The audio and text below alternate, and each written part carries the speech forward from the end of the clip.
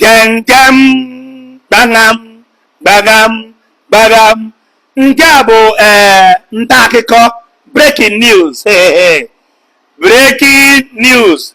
The only place you can see a verified news. Mụnwa na-ebu ụzọ ebu breaking news. Ya gbata eji Facebook, internet, FBI. Mụnwa ji ebe agụgwọ ya ọnụ.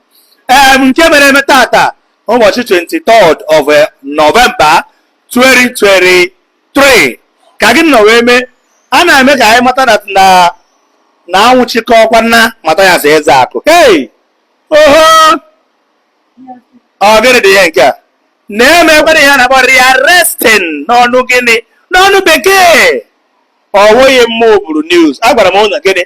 Na aka ọrụ anyị na-efere mba ụwa bụ ozi ọbụla bụ breaking news si n'elu daa tupu ọ na-eru na gbamgbam anyị agọchara ya n'elu. So abịana kwuo na jee paak na ọ na-atọ m obi ụtọ. No! Ọ na-atọ m obi ụtọ. Anụnweghị gị tọ m obi ụtọ na-ebe gịnị? Na emere rearrest. Mana mgbe m na-agbanye bụ ajụjụ ọnụ na ndị kacha mara na anya m ndị lọya na ndị ọkaikpe, eleghị emere eji wee megbuo Mathias arrest before. Ekpegide ya bụ ikpe kpechaa grant ya bel ọ na-emekwa gịnị? Rearrest kwe again.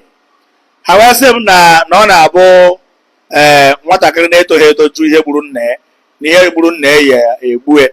Wee sị kedu ihe ilu a pụtara? Ha wee sị m na ihe ilu a pụtara abụrụ ihe ọzọ bụ na Mathias ka a gara bel wee nye condition. O wee ma terms and condition si ya jee bịa nya ya gaa ka ọ laghachi azụ ka a saa nụ agbọ the last document maka gịnị na ndị bichara agara akwụkwọ ma lọya bụ shọti ma individuals bụcha shọti ha shọtiri na Mathias laa na ọ ga-eme gịnị na ọ ga-abịachi ya azụ nya ọ lachi ya na họteelụ eo ọ bụghị ọ na-abịa. Mathias wee jezie ka o jee na họteelụ gagharịcha amụ ya bụ mmụọ tiri egwu maọbụ ndị na-etiri udu na ogene na ekwenwe ịkpọ. Mathias wee mee gịnị wee wụchaa wee rote ilu ndị Igbo tụrụ bụ vu nka mma karịa statement. Mathias wee mee hoi. Mathias wee mee gịnị wee mee zoom. Agara ewu ka a na-ekwu ndị bụ ndị isi na polisi ya ndị force headquarter na ndị Force Criminal Investigation Department and the rest of it all wee mepee fon ha ka ha lelee normal Facebook. Ndị afụzikwa Mathias na plane ka ọ na-ese foto na airport dị na Abuja. Ha sị anyị chọkwa na asị onye a jee bịa ka ọ saa na agba dọkụmentị with lawyer ka e nwere nke Mathias na-efele elu.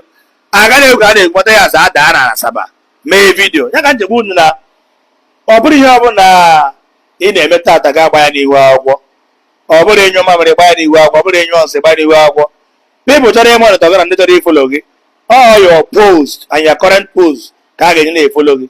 Well, ha nwere sị mba na Mathias ajọmpụ go bel and there were some conditions e nyere ọ ga-afụfil.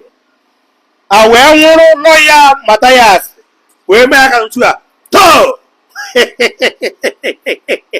nwa ya aka na opi akpịrị nwụlie lọya Mathias elu. Ọ bụ eme gangan adị ndị bịa nwa ya aka na opi akpịrị etu ka obi ha aja nwụrụ ya n'ime ogige uwe ojii. Ayo ha ekwere mmadụ wee mee gịnị wee kwere nga. Ekwere mmadụ wee kwere nga. Lọya wee jiri aka ekwere onwe nga n'isi Mathias. A wee mebe ka ọrụ sị ya mata nwa amama bịa na mmiri na-eri lọya. Lọya jere lụọ nwaanyị bịa na mmiri na-eri lọya. Gidi ka esi wee rearrest zie Mathias. Ama na ndị uwe ojii na ndị intelligent personnel agbakwara the same flight ahụ Mathias bara. Ama ha ga-esi wee rearrest ya. Ihe nna anụkwara bụ na amakwara Mathias aka na abịrị tom nke abụzi n'ụlọ ụka ka bụ security and privacy rearrest. Nwụrụkwa Mathias yo ato back to base ka ga na-akpọ going back to roots. Ọ bụrụ ihe ịta amụ. So mgbe nna ajụzi ka ezi ihe uju esi Mathias nachi ya gwazie back to base eche na erelease ya elekwara nke unu wee imezi nwa amadi a ihe ịsa abịrị ma ọ bụrụ ndị Aba. Ha wee na-asị na ya bụ nta akụkọ bụ na asịrị m na ọ ga nsi wee fụ n'ihu efere mba ụwa maka ọ webụghị ndị bụ ụzọ wee postu ya.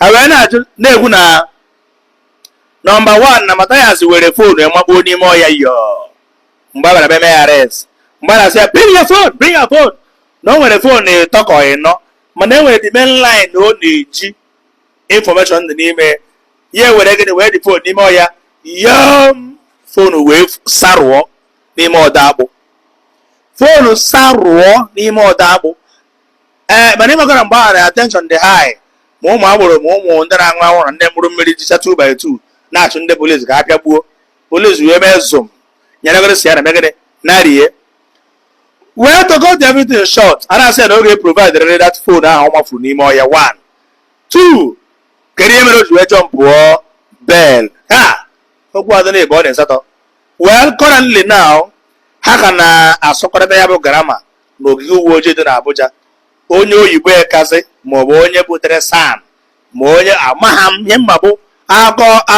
arụ aka anyị bụ butere anyị breaking news anyị eme gịnị anyị eburu tiwee na Mount Olive onye ọbụla agụọ ihe nọ n'ime I am not mocking anybody and I can never mock anybody ihe ndị ekwu bụ gịnị that due process ya ha na-ekwu n'otu mbụ ka anyị follow the due process na ihe ga-eme gịnị na ihe ga-adị ma nwa ya ga-egbu egbu anyị atamata ya asa ndewonu aha Maazị Ebuka ya ọnụ anyị ga na-enye unu current update bụ eti ihe ọnụ ịma na adịrọ nsọ ndewonu.